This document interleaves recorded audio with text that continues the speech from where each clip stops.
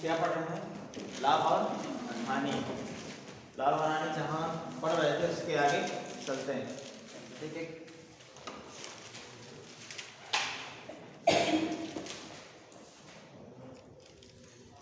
लाभ और हानि।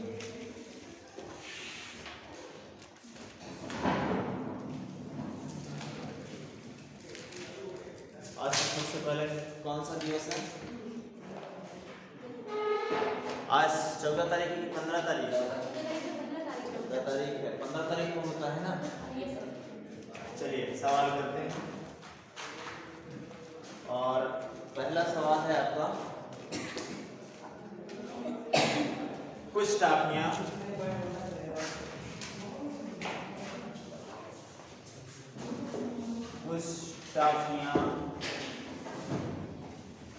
कुछ टाफियां 10 रुपए में 10 रुपए में 11 की दर से 10 रुपए में 11 की दर से तथा उतनी ही टाफियां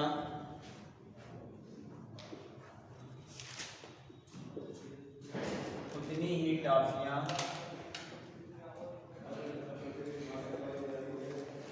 टाफियां 10 रुपए में 10 रुपए में 9 की दर से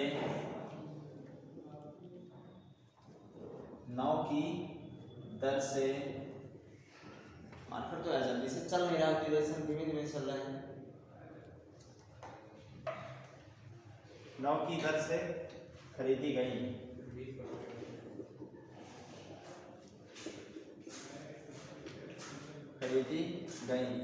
यदि सभी टाफियां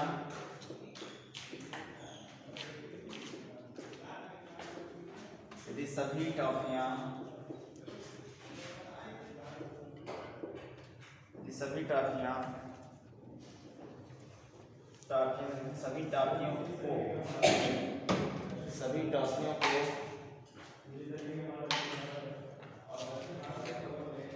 टाफियों को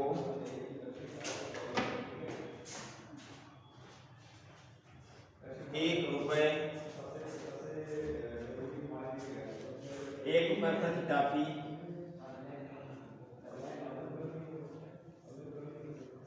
1 रुपए प्रति टाफी की दर से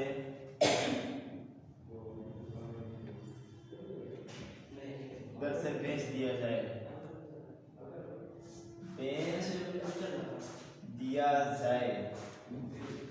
तो सौदे में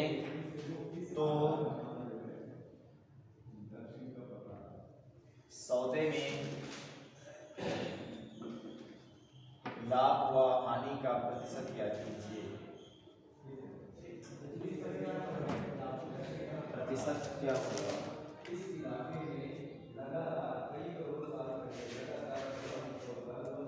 बताइए क्या होगा? सवाल को एक बार पढ़ लेंगे। कुछ टाफियां 10 रुपए में 11 की दर से तथा उतनी ही टाफियां 10 रुपए में 9 की दर से खरीदी गई। यदि सभी टाफियों को 1 रुपए प्रति टाफी की दर से बेच दिया जाए तो सौदे में लाभ व हानि का प्रतिशत ज्ञात कीजिए। तो सौदे में लाभ व हानि का प्रतिशत ज्ञात कीजिए। सौदे में लाभ और हानि का प्रतिशत ज्ञात कीजिए। बात यार उसको चिल्लाए ना, देखिए बताते हैं। हम आपको बताए थे तरीका, क्या बताए थे? क्या लिखेंगे? मूल्य। क्या लिखेंगे? मूल्य। एक तरफ लिखते हैं क्या? मात्रा। मूल्य और मात्रा। अब इसमें कहता क्या है? 10 रुपए में 11 टॉफी, ये कह रहा था ना, 10 रुपए में 11 तथा उतनी ही टॉफी 10 रुपए में नीचे क्या कह रहा? नीचे पढ़ रहे दोबारा, एक यहाँ गट्टा रख दो नीचे। 10 हो गए। 10 रुपए में 11। फिर क्या कहता है 10 रुपए में 9, ये कह रहा है ना 10 रुपए में 9, यही काम है। फिर क्या कहता है कितने रुपए में बेच दिया। तो हम क्या करेंगे, ये मूल्य है। अब यहां समझ में आना चाहिए तरीका क्या है। देखिए ये मात्रा है आपकी, ये क्या है मूल्य है।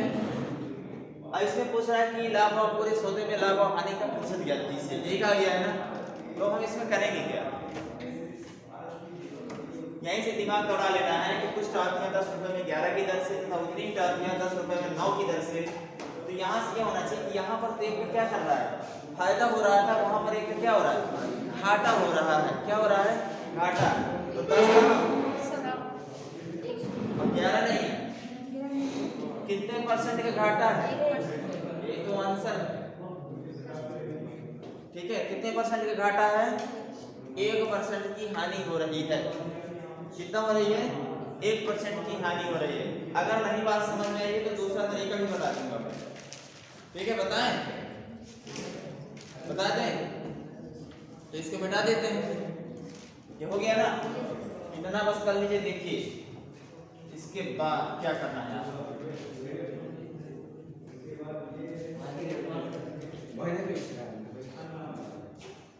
10 रुपए में 11 और फिर 10 रुपए में 9। अब क्या करेंगे समीकरण संतुलित कर लीजिए। तो इसमें किसका गुणा कर देंगे 9 का और इस पे 11 का। अगर यहाँ 11 किया तो यहाँ 11 का, यहाँ 9 का किया तो यहाँ 9 का। तो कितना हो गया 10 नहीं 90 और 11 था 90 और 110 कितना हो गया 90 110। ये तो क्या है मूल्य है। तो टोटल मूल्य कितना हो गया 200। टोटल मूल्य कितना हो गया 200 हो गया। और यहाँ कितना हो गया मात्रा कितनी हो 11 नहीं है 99, 11 नहीं है 99। कितना हो गया टोटल 198।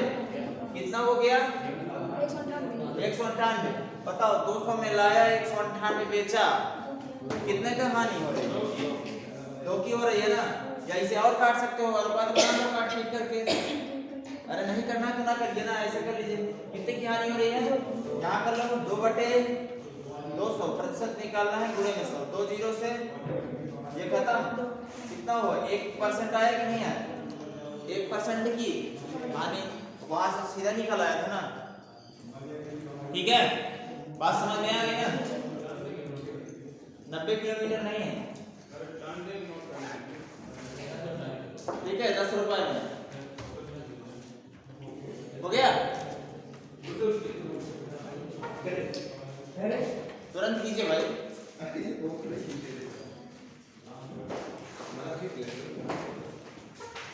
तुरंत कीजिए तुरंत।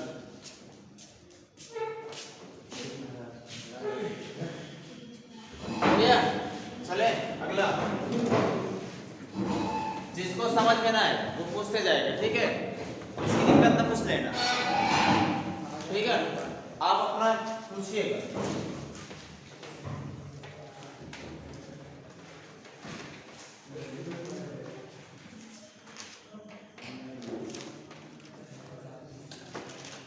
अगला सवाल है लिखिएगा, इंपॉर्टेंट क्वेश्चन है। 93 रुपए में 60 के हिसाब से 60 के हिसाब से टोपियां खरीदी गई। टोपियां खरीदी गई। ठीक है और 93 रुपए में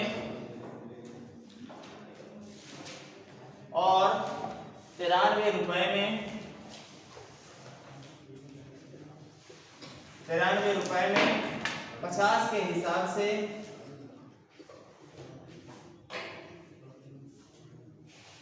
50 के हिसाब से इसे बेच दिया गया। क्या कर दिया गया? बेच दिया गया। लाभ या हानि का प्रतिशत ज्ञात कीजिए। लाभ हुआ हानि, लाभ हुआ हानि का प्रतिशत ज्ञात कीजिए। प्रतिशत क्या होगा? सेम सवाल है, तुरंत लगाएं। ठीक है, लगाइए, अगर ना आएगा तो हम बताते हैं तुरंत। सवाल क्या कह रहा है? 93 रुपए में 60 के हिसाब से टोपियां खरीदी गई और 93 रुपए में 50 के हिसाब से बेच दिया गया। 50 के हिसाब से बेच दिया गया। तो लाभ हुआ हानि का प्रतिशत ज्ञात कीजिए। तो लाभ हुआ हानि का प्रतिशत ज्ञात कीजिए।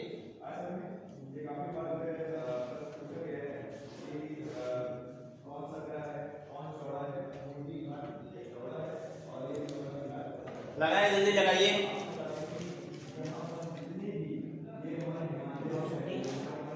जी, कितने प्रतिशत का लाभ है हानि होगी, ये मैं पूछ रहा हूं।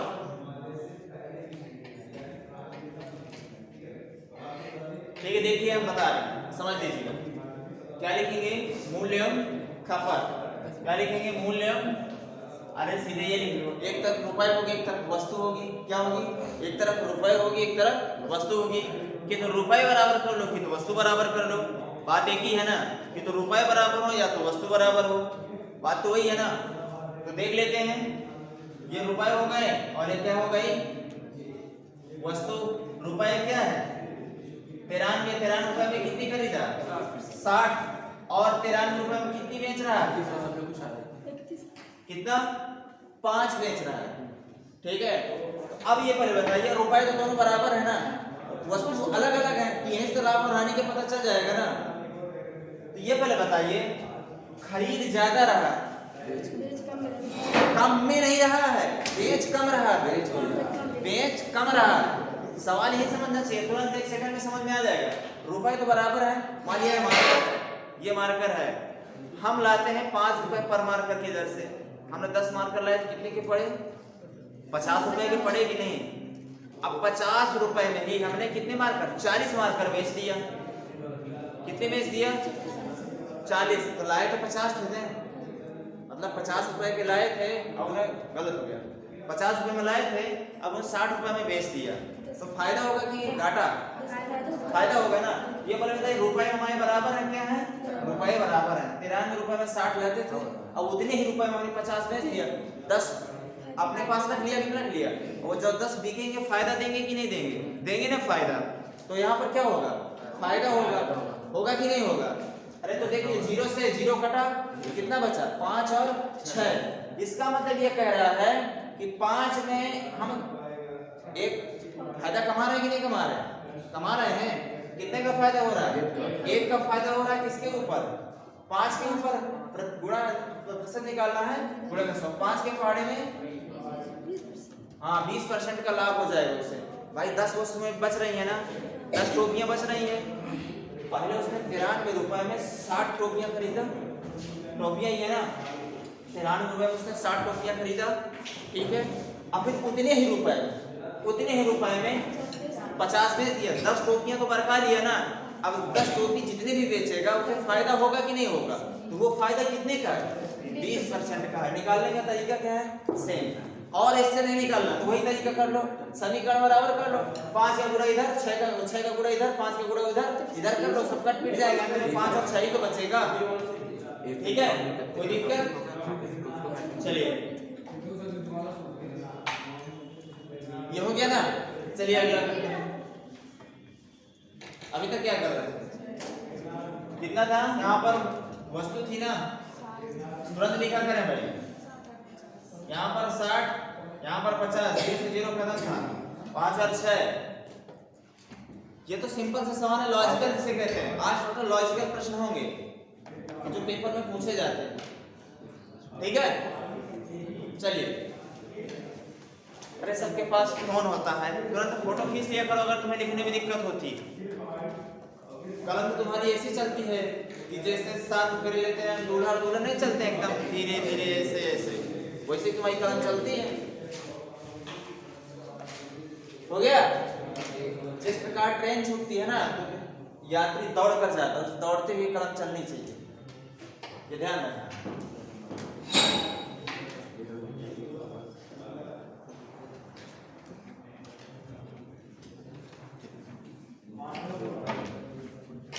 अगला सवाल है, लिखेंगे 102 रुपए में 27 के हिसाब से 102 रुपए में 27 के हिसाब से 27 के हिसाब से टोपियां खरीदी गई, टोपियां खरीदी गई 34 रुपए में 34 रुपए में 8 के हिसाब से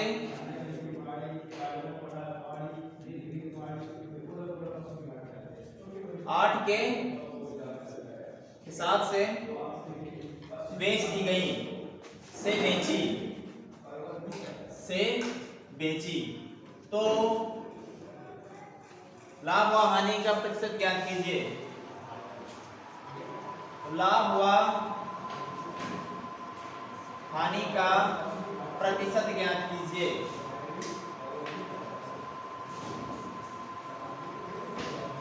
इसको फैन को बंद करो, आवाज डिस्टर्ब करेगी। देखिए प्रश्न क्या कहा इसने, 102 रुपए में 27 के हिसाब से टोपियां खरीदी गई और 34 रुपए में 8 के हिसाब से बेच दी गई। तो लाभ व हानि का प्रतिशत ज्ञात कीजिए। तो लाभ व हानि का प्रतिशत ज्ञात कीजिए। जल्दी लगाइए, आपको 30 सेकंड का टाइम देते हैं। 30 सेकंड में सवाल को सॉल्व होना चाहिए, फिर हम बताते हैं अगर नहीं बना।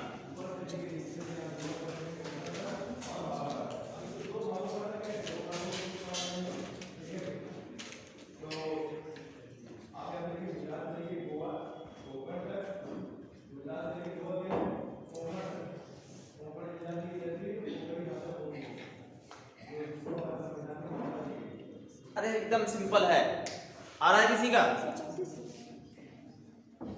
आंसर क्या होगा भाई साहब?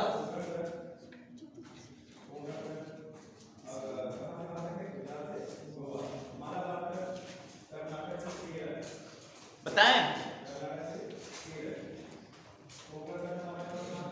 कितना होगा इसका आंसर?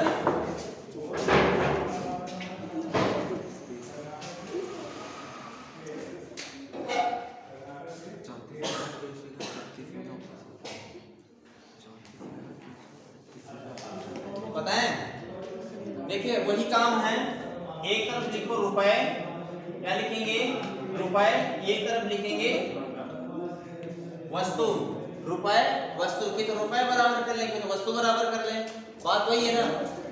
102 रुपए में कितने में, 102 रुपए में 27 वस्तुएं, फिर क्या कहता है 34 रुपए में 8, अरे 34 रुपए में 8 वस्तुएं, इतना कहा है ना, 34 है ना, बिल्कुल 34 रुपए में 8 वस्तुएं। अब हमें बराबर करना है ना, तो थोड़ा सा वीआईपी वाला दिमाग लगाते हैं। कौन सा? अच्छा वाला, पढ़ाई वाला, और वाला नहीं, घूमने वाला नहीं, पढ़ाई वाला। इसे हम काट देगा, 3 से तो बराबर हो सकता है। 3 से अगर काटेंगे कितना बन जाएगा, 3 तकाई 9, 3 चौके 12, 3 नवा 27। भैया रुपए तो बराबर हो गए ना, तो खत्म। यहाँ बचे ना, तो 8 में 9 बेच रहा है, 8 में 8 रुपए में कितने की बेच, 8 रुपए का लाया, 9 रुपए में बेच दिया, एक का फायदा हुआ ना। तो पिछला सवाल जैसे पिछले वैसे बताया था ना, 8 रुपए में ला करके उसने 9 में बेच दिया, एक का फायदा हुआ, 8 के ऊपर प्रतिशत निकालना है, गुणे में 100। अब बुजुर्गों ये याद रखना है कि 1/8 किसका होता है, 12 सही, 1/2% का मान होता है। तो कितना करोगे, 12 थे 96, कितना बचा 4/8, काटेंगे तो कितना हो जाएगा 12 सही 1/2%। कितना इसका आंसर बनेगा, 12 सही 1/2%। या कर सकते हो 12.5%। इसका आंसर क्या कर सकते हो? 12.5%। ठीक है, हो जाएगा। जिसको समझ में ना आया पूछ सकता है। अरे बिल्कुल यार, इसमें दूसरा तीसरा नियम क्या करना है? क्या नहीं समझ में आता है? देखिए, जब भी इस तरह कभी आ जाए कि इतने में वस्तु लाया लेकिन कितने में बेच दिया, कि तो रुपए बराबर होना चाहिए, कि तो वस्तु बराबर होना चाहिए। अगर वस्तु बराबर होगी तो रुपए पर काम करेंगे, और अगर रुपए बराबर होंगे तो वस्तु पर करेंगे, अगर वस्तु बराबर होंगी तो रुपए पर काम करेंगे। तो हमने यहाँ क्या कर दिया, ये अनुपात रूप में बना लिया। हमने 3 से काट दिया क्योंकि 3 की व्यवस्था का नियम लग जाता है ना। 3 2 1 3 की व्यवस्था लगता है, 3 से तो कटता ही कटता है। हमने 3 से काट दिया तो 34 आया, 3 से काटा तो 9 आ गया ना। अब 34 रुपए यहाँ भी है, 34 रुपए यहाँ भी है। यहाँ 34 रुपए में 9 वस्तुएं थी, यहाँ 34 रुपए में 8 वस्तुएं हैं। फायदा है कि नहीं है? दुकानदार, हमें नहीं, दुकानदार। हमें तो घाटा पड़ रहा है ना, ग्राहक को क्या पड़ेगा? घाटा पड़ेगा। यहाँ 34 रुपए में 9 वस्तुएं मिल रही थी, यहाँ 34 रुपए में 8 वस्तुएं मिल रही है। तो दुकानदार को घाटा नहीं, मुनाफा हो रहा है, और ग्राहक को क्या हो रहा है? घाटा हो रहा है। तो यहाँ से आप निकाल सकते हैं, एकदम सिंपल सा है। ठीक है, और ये मेथड अपना लोगे ना तो आगे जो सवाल आएंगे ना ये सरल है, क्योंकि रुपए वस्तु आप बराबर करने के लिए सीख जाओगे। और नहीं, जब रुपए वस्तु बराबर नहीं कर पाओगे तो अगला सवाल जब कहीं अगर रिवर्स बन करके आ गया तो कंफ्यूजिया जाओगे। मैं आपको सीधा से एक बताया था ना, सिंपल सा सवाल कि 10 रुपए में 11 और 11 रुपए में 10। तो हम क्या करते थे? 3 से गुणा करते थे, 10 दाम 100, 11 ग्राम 121। तो ये हमारा कितना हो गया? 21 रुपए का फायदा है, 21% का फायदा निकल आता था कि नहीं निकल आता था? अब यहाँ पर क्या कर दिया? रुपए अलग कर देता है, वस्तुएं अलग अलग कर देता है, तो कहां से बात बनेगी? तो इसलिए क्या करेंगे, इसमें ये काम करते हैं। ठीक है, बात समझ में आ गई? अगला बाकी है लिखना, क्या जल्दी लिखो।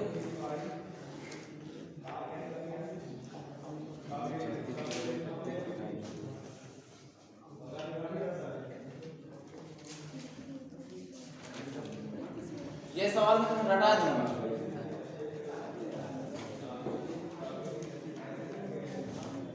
हो गया? लिख गया? हटाएं, आगे चलें।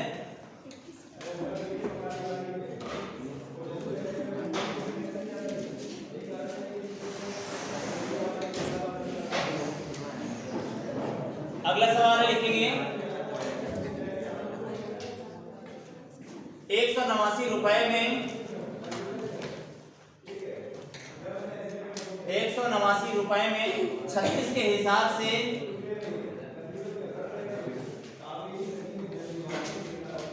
36 के हिसाब से कुछ वस्तुएं खरीदी।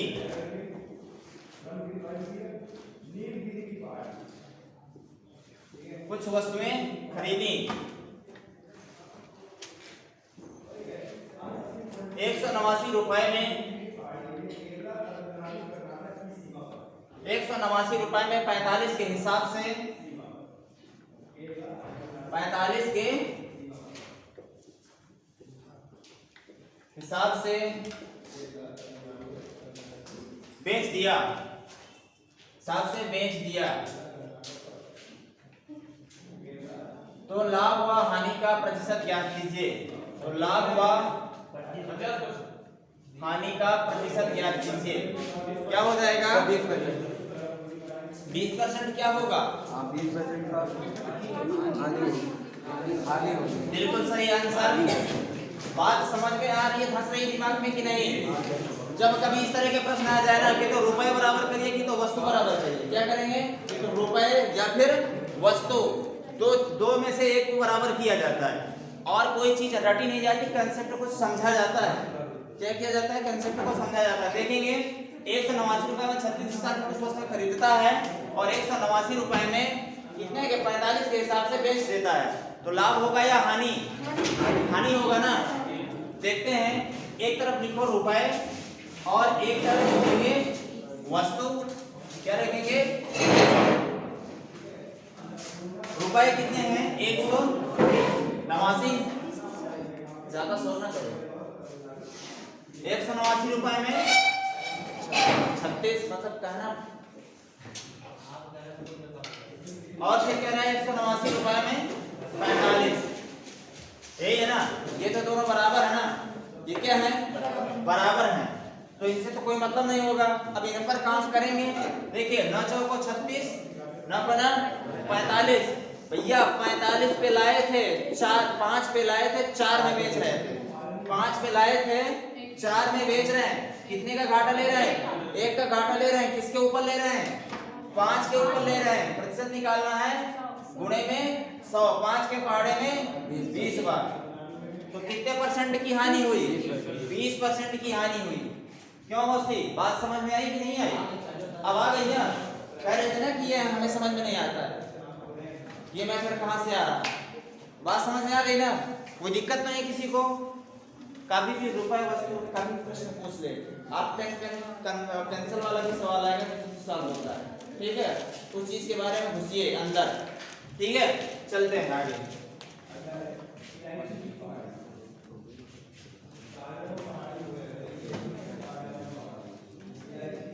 अगला सवाल है, देखिए 140 रुपए में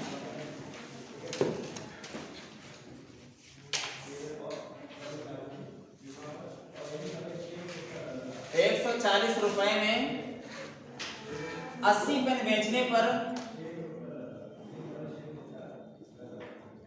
80 पेन बेचने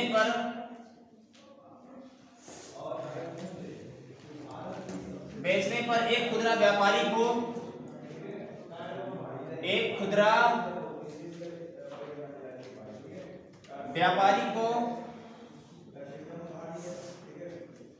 खुदरा व्यापारी को 30% की हानि होती है। 30% की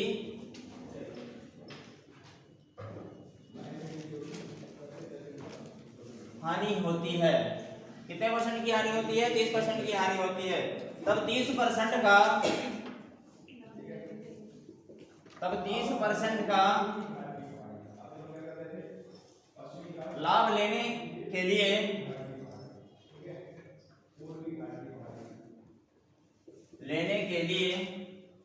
उसे 104 रुपए में कितने पेन बेचने चाहिए?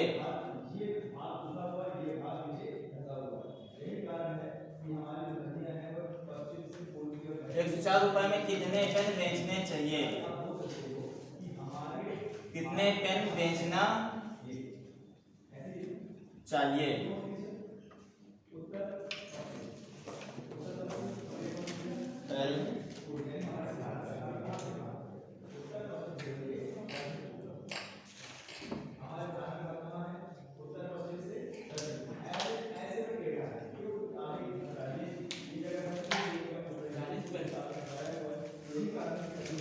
तो 27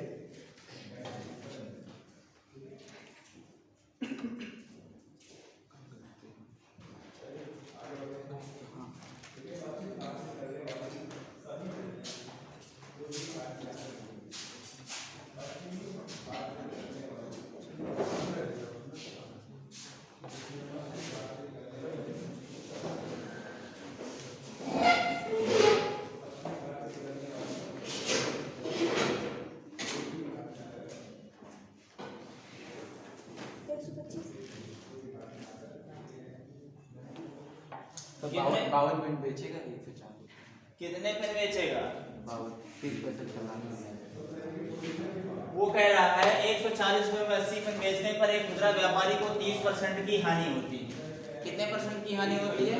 30% की हानि होती है। तब 30% का लाभ लेने के लिए उसे 104 रुपए में बेचने पर कितने पेन बेचना चाहिए? 104 रुपए में कितने पेन बेचना चाहिए? वो ये नहीं कह रहा है कि 140 रुपए में कितने पेन बेचना चाहिए, वो 104 रुपए दे रहा है, उधर पैसे भी कटा रहा है और आमदनी भी मांग रहा है। तो कितने पेन होंगे? 52 पेन होंगे। 50 पेन और लगाइए। देखिए मैं बता देता हूँ। एकदम शॉर्ट फॉर्म एकदम देखिए 140 रुपए में 80 पेन बेचने से खुदरा व्यापारी को 30% की हानि होती है। इसका मतलब ये है कि ये अभी ज्यादा में आए रहे होंगे इसके कारण ये इतने में हानि हो रही है। तो देखते हैं तो 30% की हानि हो रही थी तो मतलब 70 ये है ना, ठीक है। अब क्या करते देखिए, अब हमें लाभ लेना है तो पेन कम बेचना होगा, लाभ लेना है तो पेन की मात्रा कम लेना होगा, तभी तो वस्तुएं कम लेना होगा, तभी तो हमें फायदा होगा। कि ज्यादा सारी वस्तुएं दे देंगे तभी दुकानदार को फायदा होगा। अधिक पैसा लेगा कम वस्तुएं देगा, इसलिए उसे फायदा होगा। 30% की हानि हुई तो 70, 30% का लाभ लेना है तो 130। अब 104 रुपए में लेना है ना तो 104, पहले कितने थे 140। वस्तुओं की संख्या कितनी थी 80, कितनी थी 80। काटना पीटना आता है, काटो 1 2 ठीक है। 0 से 0 13 अट्ठे 104, ठीक है। 7 से 7 दुनाई 14 हो गया। अब 20 चौके 8 चौक, उस दुकानदार को 32 पेन बेचना होगा। 104 रुपए में कितने पेन बेचना होगा 32 पेन बेचना होगा, तो उसे कितने परसेंट का लाभ होगा 30% का लाभ होगा, ठीक है। अगर किसी को बात समझ में ना आई हो तो मुझे बता दीजिए। उसने कहा क्या था कि 140 रुपए में 80 पेन बेचने पर एक खुदरा व्यापारी को 30% की हानि होती है। यदि 30% की हानि होगी तो 70 पर आ जाएगा कि नहीं आ जाएगा। आपसे अगर कोई पूछ ले, जैसे आपके पास मान लिया कि 2 किताबें हैं, कोई एनसीईआरटी या कुछ भी हो, आप 200 में लेके आए, यहाँ लेके आए, आपने देखा कि यार ये तो मेरी सब पढ़ी पढ़ाई किताबें हैं, अब मैं सोचता हूँ कि यार ये किताबें कोई ले ले तो ज़्यादा अच्छा होगा। तो आप दिमाग लगाते कि कोई अगर स्टूडेंट ले लेता है तो ठीक ठाक रहेगा। पूछता है कोई स्टूडेंट ने कितने की लाभ भाई, तो क्या कहोगे यार मैं पढ़ा के बताऊँ, कम से कम मुझे ही फायदा कुछ हो जाए। हाँ तो बढ़ा के बताएगा कुछ ना कुछ, तो कहेगा नहीं यार इतने की तो नहीं पड़ेगी, बट थोड़ा सा समझ लीजिए मैं दुकान से ले आऊँगा। तो आप ऐसा मूल्य बताते हो कि जितने में लाए हो उससे कहीं ना कहीं हमें फायदा हो, तो ऐसा बढ़ा चढ़ा कर बताते हो, फिर उसमें कम भी करते हो, फिर फायदा होता है, वो ले लेता है। उसी प्रकार यहाँ भी कहा गया है इतने में बेच रहा था तो उसे हानि हो रही थी, फिर उसे फायदा भी लेना है, रुपए भी कम कर रहा है। रुपए कितने हैं 104 रुपए। 104 रुपए में अब पूछ रहा है कि 30% की हानि, 30% की हानि। तो यहाँ से देखिएगा 30% की हानि 70, 30% का फायदा लेना है 130, ठीक है। और कितने रुपए में 104 रुपए में पहले रुपए कितने थे 140, वस्तुओं की संख्या कितनी थी 80, ठीक है। ये काम कर लेना है, काट पीट कर आंसर बता देना, ठीक है। हो गया। अगला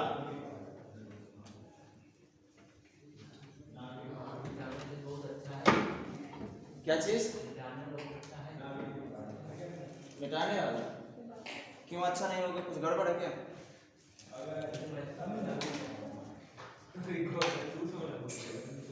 अगला लिखेंगे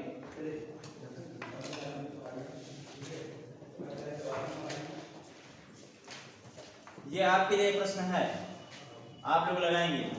एक वस्तु 96 रुपए में बेची गई, एक 96 रुपए में बेची गई। यदि वस्तु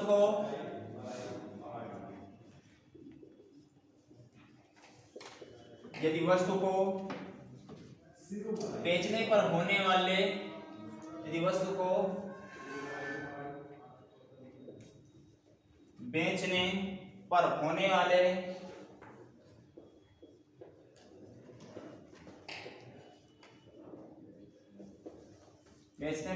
वाले प्रतिशत लाभ का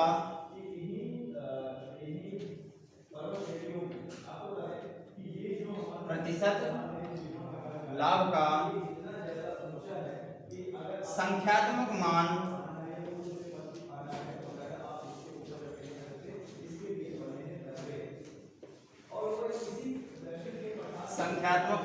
उस वस्तु के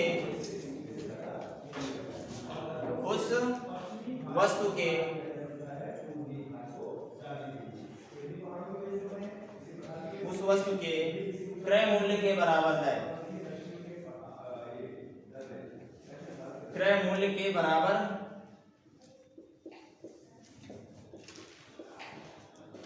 हो तो उस वस्तु का क्रय मूल्य ज्ञात कीजिए। उस वस्तु का क्रय मूल्य ज्ञात कीजिए। ठीक है, निकाल।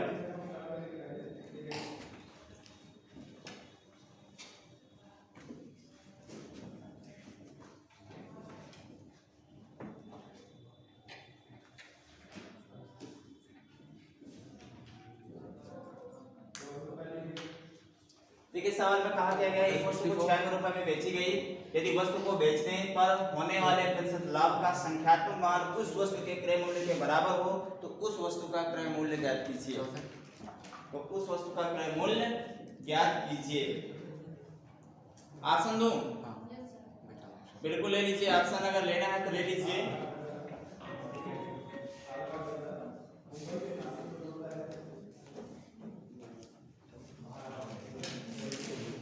60 रुपए, 70 रुपए, 90 रुपए और 80 रुपए।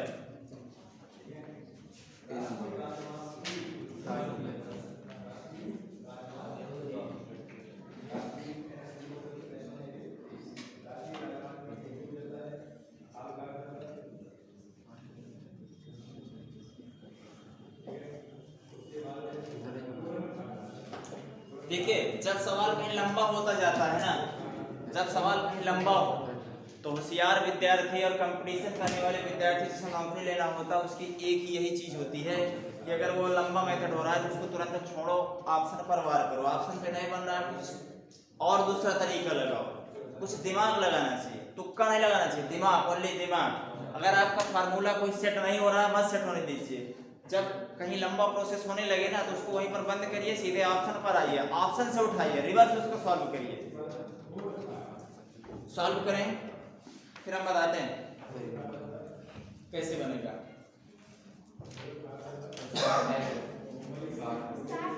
बिल्कुल सही, 60% नहीं 60 रुपए इसका क्रय मूल्य निकालना है ना, तो क्या होगा 60 रुपए होगा। ठीक है,